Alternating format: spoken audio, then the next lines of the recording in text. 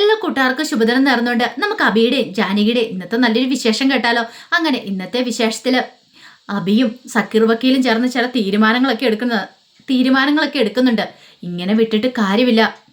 തമ്പി ഒരു പാഠം പഠിപ്പിക്കാൻ തന്നെ തീരുമാനിച്ചു. അപ്പൊ അതിന്റെ ആദ്യ പടി എന്നോണം ചില കാര്യങ്ങളൊക്കെ ചെയ്യേണ്ടതുണ്ട്. പിന്നീട് അവർ രണ്ടുപേരും സംസാരിച്ച് ചില കാര്യങ്ങളൊക്കെ തീരുമാനിക്കുകയാണ്. അതിനുശേഷം അവരിങ്ങോട്ട് പോവാണ്. ഈ സമയം തമ്പി എന്ത് ചെയ്യണം, ക്ലബിലേക്ക് വരുവാണ്. അങ്ങനെ ക്ലബിലേക്ക് വരണ സമയത്ത് അവിടെ ഉണ്ണിത്താമ്പാക്കിയിൽ നിൽക്കുന്നുണ്ടായിരുന്നു.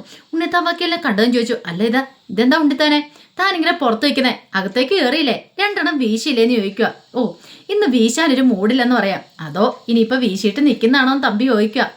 അല്ലടോ, ഇന്ന് എനിക്ക് വീശാനൊരു മൂടുമില്ല. അല്ല കാരണം ഇതെന്താ, ഇതെന്ത് പറ്റി, ഇങ്ങനെ വരാൻ വഴിയുള്ളതല്ലോ എന്ന് പറയണം. അത് പിന്നെ വേറൊന്നുമല്ല, ഇന്ന് എനിക്ക് വീശുന്നേക്കാളും കൂടുതലായിട്ട് നല്ലൊരു സന്തോഷമുള്ള സുദിനമാണെന്ന് പറയണം. അതെന്ത് പറ്റി? അത് പിന്നെ എന്താന്ന് വെച്ചാലേ, എൻ്റെ മോളുണ്ടല്ലോ നിരഞ്ജന, അവളിന്ന് കോടതി കത്തിക്കയറിയ ദിവസമാടോ.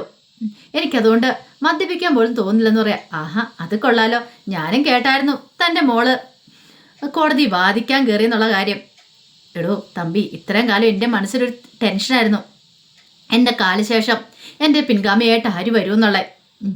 ആ പിന്നെ ടേബിളിലിരിക്കുന്ന ടെസ്റ്റുകളും അതോടെ തന്നെ അലമാരിക്കകത്തിരിക്കുന്ന പുസ്തകങ്ങളൊക്കെ കാണുമ്പോൾ ഞാൻ ഓർത്ത് എന്താണെന്നറിയാമോ, എനിക്ക് ശേഷം ആ പുസ്തകങ്ങളൊക്കെ ചെതലടിച്ച് പോകുന്ന.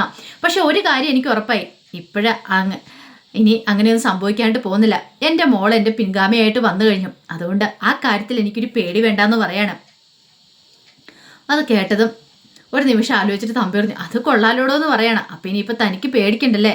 അതേന്നേ, നമ്മുടെ മക്കള് എവിടെയെങ്കിലുമൊക്കെ എത്തിച്ചേരുമ്പോഴേ നമുക്കൊരു സന്തോഷം ഉണ്ടാകുന്നേ. എൻ്റെ പിൻഗാമിയായിട്ട് എൻ്റെ മോള് പറഞ്ഞെന്ന് ഞാൻ അങ്ങനെ ആഗ്രഹിച്ച് തെറ്റുണ്ടോന്ന് ചോദിക്കുക. ഇല്ലാന്ന് തമ്പി പറയണം. അല്ല, തൻ്റെ മകളും അജയും തമ്മിൽ എന്തെങ്കിലും പ്രശ്നമുണ്ടോയെന്ന് ചോദിക്കുക. ചില കാര്യങ്ങളൊക്കെ ഞാനും കേട്ടിട്ടുണ്ടായിരുന്നു പറയണം. അത് കേട്ടപ്പോൾ ഉണ്ണിത്താൻ വക്കീൽ പറഞ്ഞു, അവർ തമ്മിൽ അത്ര സ്വരച്ചേർച്ചയിലല്ലെന്ന് പറയണം. അതിന് കാരണക്കാരി ഏതോ ഒരു പെണ്ണാണ്, ബാംഗ്ലൂരുള്ള ഏതോ ഒരു പെണ്ണാന്ന് പറയണം. ഇത് കേട്ടപ്പോൾ തമ്പി പറഞ്ഞു, അങ്ങനെയാണോ? അങ്ങനെയാണെങ്കിൽ അവളെ നമുക്ക് വെളിച്ചത്ത് കൊണ്ടുവരാലോ എന്ന് പറയണം. അതത്ര ഈസി ആയിട്ടുള്ള കാര്യമല്ല, തമ്പിക്ക് അറിയാലോ. അതെ, എത്ര വലിയ കൊമ്പത്തിരിക്കുന്നവളാണ് ശരി, അവളെ നമുക്ക് താഴെ ഇറക്കാം. അതിനുള്ള വിദ്യയൊക്കെ എനിക്കറിയാം.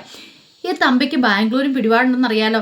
തമ്പി അത് വെച്ചിട്ട് കളി കളിച്ചോളാന്ന് പറയാം. വക്കീൽ ധൈര്യമായിട്ടിരിക്കാൻ പറയണം. ഇത് കേട്ടത് ഉണ്ണിത്താൻ വക്കീൽ പറഞ്ഞു, അങ്ങനെയാണെങ്കിൽ അവളെ എൻ്റെ മുന്നിൽ കൊണ്ടുവരണം, എനിക്ക് അവളെ കാണണം. അവളെ ഏതവളാണല്ലോ ശരി, എനിക്ക് അവളെ കണ്ടേ മതിയാവളെന്ന് പറയണം. അന്നേ ധൈര്യമായിട്ടിരിക്കുക.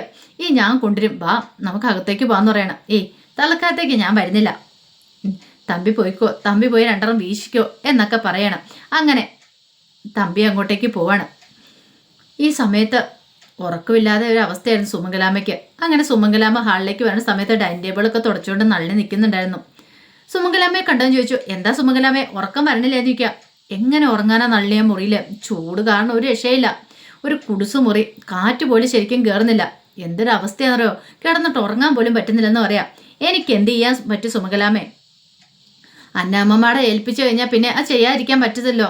അങ്ങോട്ടേക്ക് മാറ്റാൻ പറഞ്ഞുകൊണ്ട് മാത്രം ഞാൻ സുമംഗലാമ്മയെ മാറ്റിയത്, അല്ലാതെ എനിക്ക് ഇഷ്ടമുണ്ടായിട്ടല്ലെന്ന് പറയണം. ഇനി എന്ത് ചെയ്യാൻ പറ്റും, എനിക്കൊന്നും ചെയ്യാൻ പറ്റില്ലെന്ന് പറയണം. ഞാൻ വീട്ടിൽ നല്ല രാജ്ഞിയെ പോലെ കഴിഞ്ഞിരുന്ന, പക്ഷെ ഇപ്പം കണ്ടോ എൻ്റെ അവസ്ഥ. ഇത് കേട്ടതും നള്ളി പറഞ്ഞു, ഒരു കാര്യം ചെയ്യാം, ഞാൻ വേണേ പ്രഭാവതി അമ്മയെ വിളിച്ചു തരാമെന്ന് പറയണം. എന്തിനാ അവളെ വിളിച്ചുകൊണ്ട് എന്താ പ്രയോജനം ഇരിക്കണമെന്ന് ചോദിക്കാം. ഇത് കേട്ടപ്പോൾ നള്ളി പറഞ്ഞു, അത് ശരിയാ, ഒരു പക്ഷേങ്കിലേ ഇനിയിപ്പം സുമംഗലാമ്മ അങ്ങ് ചെല്ലുന്ന ഇഷ്ടപ്പെടാത്തോണ്ടായിരിക്കും പ്രഭാവതി അമ്മ അങ്ങനെ പറഞ്ഞ്, ഞാനിവിടെ അടുക്കളക്കാരിയായിട്ട് ജോലി ചെയ്യാന്ന്. അല്ലെങ്കിൽ ഒരു കാരണവശാലും അങ്ങനെ അടുക്കള കയറി ജോലിയൊന്നും എനിക്ക് തോന്നുന്നില്ല. പ്രഭാവതി അമ്മ അല്ലായിരിക്കും, കാരണം ഇത്രയും കാലം അവിടെ ഉണ്ടായിട്ട് അവിടെ അടുക്കള കയറി ഒരു ജോലിയും ചെയ്ത് ഞാൻ കണ്ടിട്ടില്ല. അങ്ങനെയുള്ള പ്രഭാവതി അമ്മ അടുക്കള കയറി ജോലി ചെയ്യുന്നു തോന്നുന്നുണ്ടോ? അതുകൊണ്ട് സുമംഗലാമ്മ വിളിച്ചിട്ടും വലിയ കാര്യമൊന്നുമില്ല, വലിയ ഗുണമൊന്നും കിട്ടാൻ പോകുന്നില്ല. അതുകൊണ്ട് അതിനേക്കാളും ഭേദം ഉള്ള ആ മുറി കഴിയുന്നതായിരിക്കും. ഒന്ന് ആലോചിച്ച് നോക്കിയേ, എത്രയോ ആൾക്കാർ തെരുവിൽ ഈ ഒരു മുറി പോലും കിട്ടാതെ അലഞ്ഞു തിരിയുന്നുണ്ടെന്നറിയാവോ? അപ്പം ഇങ്ങനൊരു സൗകര്യം കിട്ടിയതുകൊണ്ട് ദൈവത്തിന് നന്ദി പറയില്ല ചെയ്യേണ്ടതെന്ന് ചോദിക്കുക. സുമംഗലാമ്മ വെട്ടുപോയി, പ്രത്യേകിച്ച് മറുപടി ഒന്നും പറയാനില്ലായിരുന്നു. പിന്നീട് നളിനി അങ്ങോട്ട് പോയി കഴിഞ്ഞപ്പോഴത്തേനും വിഷമിച്ചിരിക്കുക. ആ വിഷമം കണ്ടു കഴിഞ്ഞപ്പോൾ നളിനി തിരിച്ചു വന്നിട്ട് ചോദിച്ചു, എന്താ സുമംഗലാമ്മേ, വിഷമം മാറിയില്ലേന്ന് ചോദിക്കുക. അതെ, ഇനിയിപ്പം ഞാൻ നോക്കിയിട്ട് ഒരു മാർഗം മാത്രമേ ഉള്ളൂ, ജാനകി അഭിയും വിചാരിച്ചാൽ മാത്രമേ ഇനിയിപ്പം അളകാപുരിലേക്ക് തിരികെ പോകാൻ പറ്റുള്ളൂ. അവരെ എത്രമാത്രം ദ്രോഹിച്ചിട്ടുണ്ടോ സുമംഗലാമ്മ, പക്ഷേ അവരതിനുള്ള ഇതൊന്നും ഇതുവരെയായിട്ട് മനസ്സിൽ വെച്ചിട്ടില്ല. ആ ചിന്തകളൊന്നും അവരുടെ മനസ്സിലില്ല. ഇപ്പോഴും സുമംഗലാമ്മയോട് അവർക്ക് സ്നേഹം മാത്രമാണ്. അത് തിരിച്ചറിയാതെ പോയ ആള് സുമംഗലാമ്മയാന്ന് പറയണം. ഇനി ദൈവത്തോട് പ്രാർത്ഥിക്കുക അവരെങ്ങനെയാലും വന്ന് കൂട്ടിക്കൊണ്ട് പോകാനായിട്ട്. അവർ കൂട്ടിക്കൊണ്ട് പോയാൽ മാത്രമേ ഇനി സുമംഗലാമ്മയ്ക്ക് ഒരു പിടിച്ചിരിപ്പ് ഉണ്ടാകത്തുള്ളൂ എന്ന് പറയണം. ഇത് കേട്ടതും സുമംഗലാമ്മ എന്ത് ചെയ്യണമെന്ന് അറിയത്തില്ലാത്തൊരവസ്ഥയെ നിൽക്കുകയാണ്. പിന്നീട് തമ്പി ക്ലബ്ബിൽ കയറിയിരുന്ന് മദ്യപിക്കാണ്ട് തുടങ്ങുവാണ്. ആ സമയത്താണ് സക്കീർ വക്കീൽ അങ്ങോട്ടേക്ക് വരുന്നത്. വക്കീലിനെ കണ്ടും തമ്പി ചോദിച്ചു, എന്താ വക്കീലെ ഇവിടെ? അതെന്താ എനിക്ക് ഇങ്ങോട്ടേക്ക് വന്നുകൂടാന്ന് ചോദിക്കുക. അല്ല, വക്കീല് മദ്യപിക്കാറില്ല, അതുകൊണ്ട് ഞാൻ ചോദിച്ചാന്ന് പറയണം. ഞാനൊരു കാര്യം പറയാൻ വേണ്ടി വന്നാന്ന് പറയണം. എന്ത് കാര്യം?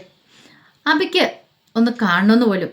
കാണണമെന്ന് എന്തിനാ? അല്ല, ജാനകി എങ്ങോട്ട് പോയതാ എന്താ ഏതാന്നൊക്കെ അറിയണ്ടേ. അപ്പം അതിന് ഉള്ള ഉത്തരം തരാനായിട്ട് അബി വിളിപ്പിച്ചിട്ടുണ്ടെന്ന് പറയണം. എന്നെയോ? അവൻ എന്തിനാ എന്നെ വിളിക്കുന്നത്? അവൻ എന്നെ കാണണമെങ്കിൽ ഇങ്ങോട്ടേക്ക് വരാൻ പറ. അത് ശരിയാവത്തില്ലെന്ന് പറയാം. അതെന്താ? ഇങ്ങോട്ടേക്ക് വരാനായിട്ട് അബി ഇഷ്ടപ്പെടുന്നില്ല. അബിക്ക് ഈ ബാറിലൊന്നും കയറുന്ന അത്ര ഇഷ്ടമുള്ള കാര്യമില്ല, അറിയാലോ. ഓഹോ, അപ്പം ഞാൻ അവൻ വിളിക്കുന്നിടത്തേക്ക് ചെല്ലണം.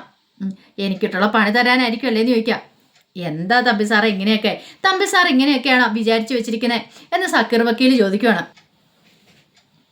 ഇത് കേട്ടതും തമ്പി പറഞ്ഞു, പിന്നെ എനിക്കാരെയും പേടിയില്ലെന്ന് പറയാം. പിന്നെ പേടിയില്ലെങ്കിൽ പിന്നെന്തിനാ അവ വിളിക്കുന്നിടത്തേക്ക് ചെല്ലാൻ ബുദ്ധിമുട്ട്?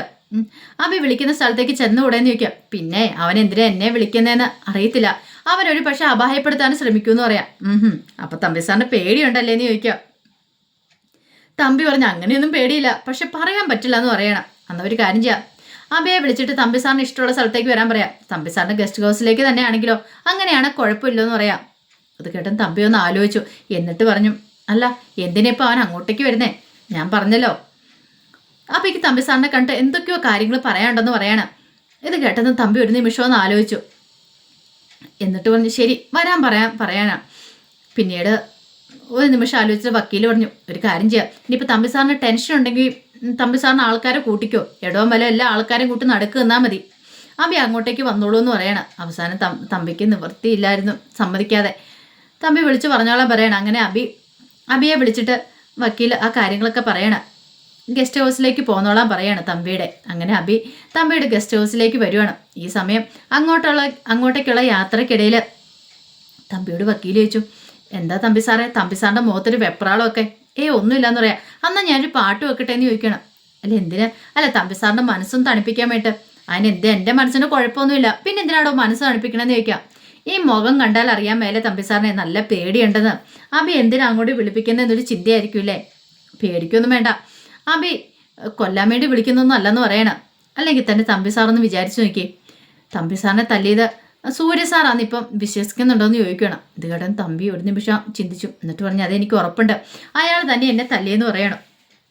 ഇത് കേട്ടതും ഒരു നിമിഷം ആലോചിച്ചിട്ട് സക്കീർ വക്കീൽ പറഞ്ഞു, അങ്ങനെയാണെങ്കിൽ മരിച്ചുപോയ സൂര്യ സാർ ഇനിയിപ്പോൾ എഴുന്നേറ്റ് വന്നാലും നിൽക്കുക. എഴുന്നേറ്റ് വരാനോ? അതെ, അല്ല തളർന്ന് കിടക്കുന്ന സൂര്യ സാറ് തല്ലിയെന്ന് തമ്പി സാറ് പറയുന്നുണ്ടല്ലോ. അങ്ങനെയാണ് മരിച്ചുപോയ ആൾക്ക് ഇനിയും എഴുന്നേറ്റ് വന്ന് തമ്പി സാറിനെ തല്ലിക്കൂടെ?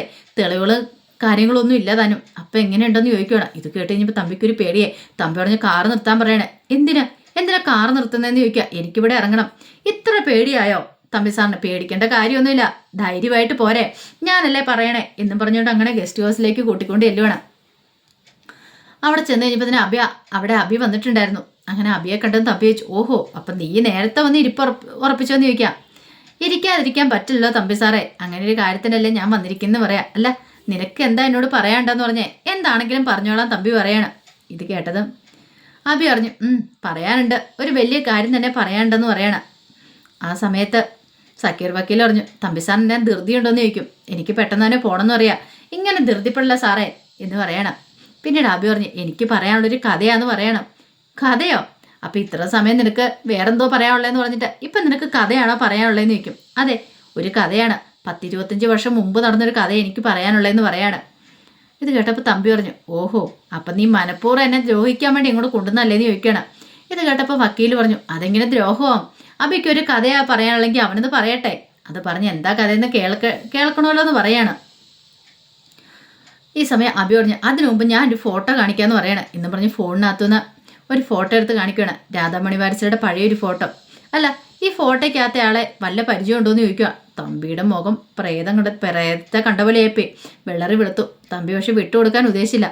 എനിക്കറിയത്തില്ല ഇവരാരാന്ന് ചോദിക്കുക. തമ്പി സാറിന് അറിയത്തില്ല എന്ന് എനിക്കറിയാം. തമ്പി സാറിന് പെട്ടെന്ന് അങ്ങനെ ഒരു അടുപ്പം തോന്നാനും വഴിയില്ല. പരിചയം കാണില്ലായിരിക്കും. പക്ഷെ ഞാൻ ഈ പറയുന്ന കഥ കേട്ട് കഴിയുമ്പോൾ തമ്പി സാറിൻ്റെ കാര്യങ്ങളൊക്കെ പിടികിട്ടുമെന്ന് പറയണം. പിന്നീട് അഭി പറയാൻ തുടങ്ങി, 10-25 വർഷം മുമ്പത്തെ കഥയാണ്.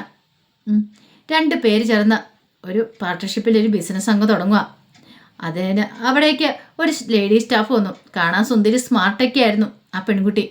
ഒരു ദിവസം ഈ പാർട്ട്ണർഷിപ്പിൽ ഒരാൾ എന്ത് ചെയ്തു, ക്രൂരമായി അവളെ കയറി അങ്ങോട്ട് റേപ്പ് ചെയ്യുമെന്ന് പറയാണ്.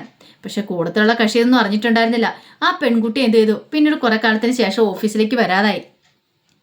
അതിനെക്കുറിച്ച് ചോദിച്ചു കഴിഞ്ഞപ്പോഴത്തേനും ഈ ബലൽക്കാരൻ ചെയ്ത അയാൾ പറഞ്ഞ എന്താണെന്നറിയോ, അവൾ പോയി, അവൾക്ക് ഇനി ഇവിടെ ജോലി ചെയ്യാൻ താല്പര്യമില്ലെന്ന്. പക്ഷെ എങ്കിൽ എന്തേ സംഭവിച്ചു, ആ പെൺകുട്ടി പ്രഗ്നൻ്റായി. അവളൊരു ഓർഫനേജിൽ അഭയം തേടി. പക്ഷെ അവിടെ ഈ പറയുന്ന ഇയാൾ അന്വേഷിച്ചിരുന്നു. അവളെ അവിടെ ക്രൂരമായിട്ടിട്ട് ബലമായിട്ടിട്ട് വീണ്ടും പ്രയോഗിക്കാൻ ശ്രമിച്ചു കഴിയുമ്പോഴത്തേനും അവൾ അവിടെ നിന്ന് ഓടി രക്ഷപ്പെട്ടെന്ന് പറയണം. ഇത് കേട്ട് കഴിഞ്ഞപ്പോൾ ഒരു നിമിഷം അന്താളിപ്പോട് കൂടിയിട്ട് തമ്പി ഇങ്ങനെ ഞെട്ടിത്തരിച്ച് അമ്മയുടെ മുഖത്തേക്ക് നോക്കുകയാണ്. തമ്പിയുടെ മുഖത്തെ രക്തമായ ഫുള്ള് മാഞ്ഞു പോയിട്ടുണ്ടായിരുന്നു. എന്ത് ചെയ്യണമെന്ന് അറിയത്തില്ലാത്തൊരവസ്ഥ. ആ വിശേഷങ്ങളൊക്കെയാണ് കാണുന്നത്. ഇനി നല്ല അടിപൊളി വിശേഷങ്ങളൊക്കെയാണ് വരാൻ പോകുന്നത്. തമ്പി എന്താണെങ്കിലും അബിയുടെ അടിമയാൻ പോവാം. തമ്പീനെ വരച്ച് വരെ നിർത്തുക തന്നെ ചെയ്യും അബി. അപ്പോൾ അതിൻ്റെ വിശേഷങ്ങളൊക്കെ നമുക്ക് എല്ലാവർക്കും കാത്തിരിക്കാം കേട്ടോ. ഇതിൻ്റെ ബാക്കി വിശേഷങ്ങളുമായിട്ട് വൈകുന്നേരത്തെ പ്രൊമോയിൽ വരാം. അപ്പോൾ ഒരിക്കൽ കൂടി എല്ലാവർക്കും ശുഭദിനം നേർന്നുകൊണ്ട് നിർത്തുന്നു. നന്ദി.